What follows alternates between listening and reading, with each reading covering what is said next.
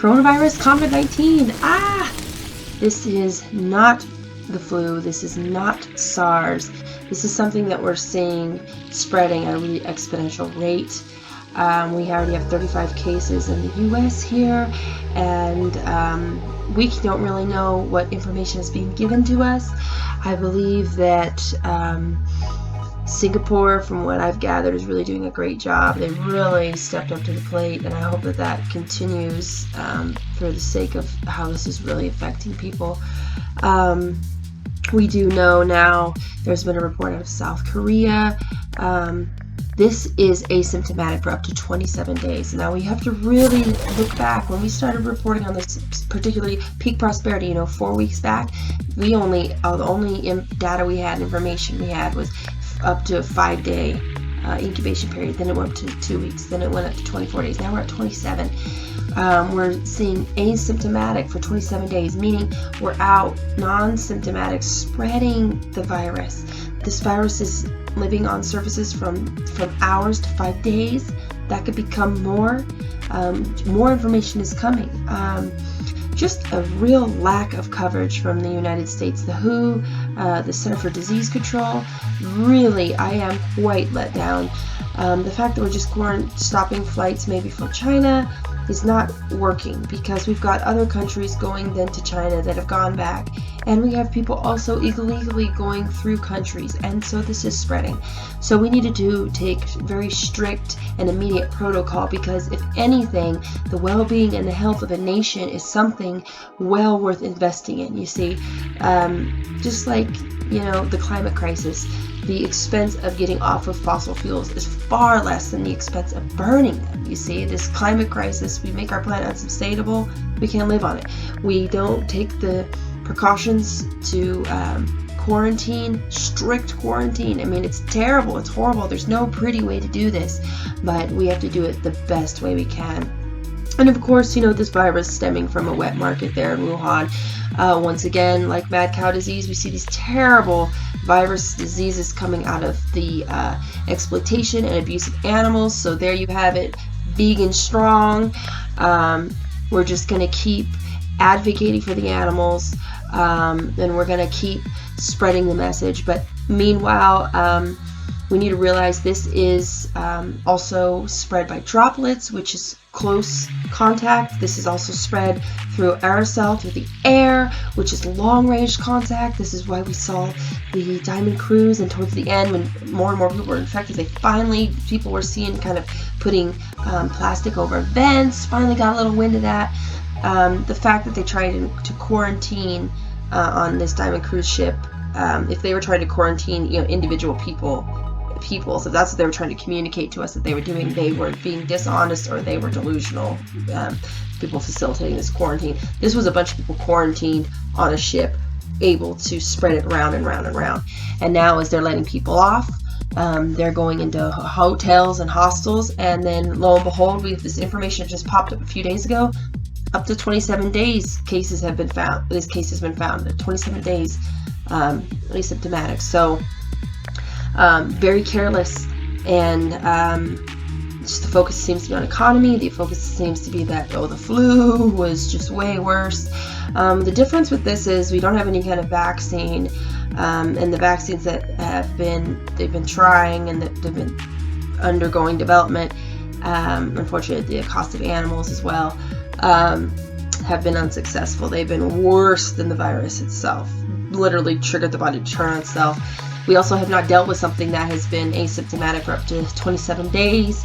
We haven't dealt with something like this ever, because we have never had, we haven't had this experience. This is all new. This is why this is happening the way it is and going down so bad, because the focus was on every other distraction but what we needed to be doing. So limiting, I'm not doing any international travel. I'm not getting in a train station. I'm not getting in a bus station. I'm not getting in an airport unless I absolutely have to. I'm going to limit where I go to the best of my ability. I'm going to frequently wash my hands. I'm going to be aware to try not to touch my face. I'm going to get some masks. I'm going to get provisions so that if we do need to go into quarantine, to follow protocol, we're prepared to do that. So always better safe than sorry. This isn't about panicking and hoarding and becoming antisocial. This is just about taking protocol to be aware, because, like I said, better safe than sorry. We see where this is going where this went in China. We see where it's going in Italy and Iran. This is terrible, and we're seeing some infected where they're actually younger, in their 30s, 50s. Of course, people in their 80s and 70s, 60s seems to be hitting harder. Children seem to not get hit as hard, but this is just unfolding. So we have yet to see. And so again, check out Peak Prosperity. Dr. John Campbell does a great job as well. I do, watch your news, listen to what they're saying, and listen to the data that we're seeing, and see just not necessarily the lies, but the lack of communication and the ignorance that the States is living in. So let alone all health aside, protocol, we're looking at China being shut down like this. 9% of our pharmaceutical drugs come from China. India is affected by this as well. Well, if this takes over in India as well, they provide they get 80% of their medical supplies, pharmaceutical stuff from China. So this just goes from animal rights to human safety, to proper protocol, to the economy, our health, our safety. This is huge. There have even been U.S. soldiers who are coming back testing positive with this coronavirus. So the protocol that we're taking right now is not correct. We're simply taking the temperature. We're saying, oh, wash your hands, wear a mask. But we're ignoring the fact that this originally we thought was asymptomatic for up to 24 days. Now we're finding a case where it's 27 days. So we've got people slipping through the cracks, and we're just letting people go. And it's not about, quarantine them, they're icky, it's just the fact is the fact. They're infected with the virus, and even though they may recover quite well and be just fine, the next person that they spread it to, and so on and so forth, we get into a pandemic. Not everybody can recover from this. And we're also finding that secondary infections, it's looking like could be kind of not such a great situation as well. So definitely something to really focus in on and just be aware of. And we don't have to shake hands, we don't have to hug and kiss, we just need to be aware. People might think that you're being odd, but the fact is, it starts with one case, and then unless we can get to patient 0, then it's out of control. Okay. And so we all know USA, we know they're down there in Riverside, where they've got people coming for the quarantine, where they're releasing people from Riverside. We got a lot going on.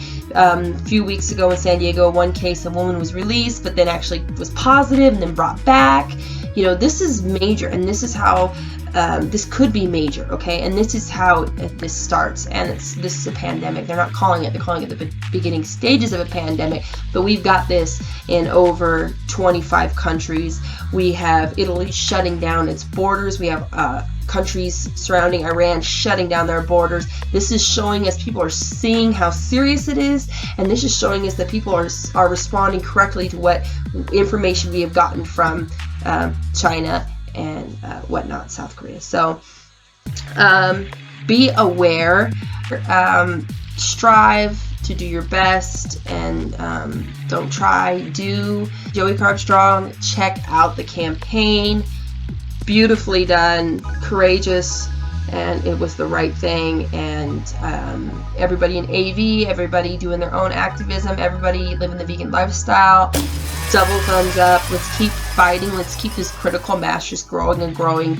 Let's fight for these animals. Let's fight for the liberation. Let's fight for our climate. Let's fight for our planet. Extinction Rebellion, I see you. You're doing it. You're doing it. And you're waking people up. People might not like how disruptive it is, but I'll tell you what's disruptive. The massive flooding in Mississippi and in the Midwest of the United States. Okay? That's what's unacceptable. That's what I can't stand for. The tornadoes, the people dying, the sea levels rising. This is unacceptable. I would much rather have people gluing themselves to buildings and marching in the streets and blocking roads until the government makes the changes for our planet's survival than to have the repercussions that are coming for us. So anybody has any questions on that, American Institute of Physics Climate Change Timeline is a great resource. I just follow the science. So there you have it. So let's be kind, let's be good, let's be vegan, and let's be aware of what's happening around the world. Let's start changing our habits, and out of honor and solidarity for those who are suffering from the corona and the COVID-19 virus, in honor and solidarity of them, let's do right, and let's stop it here. And yeah, that's all I've got.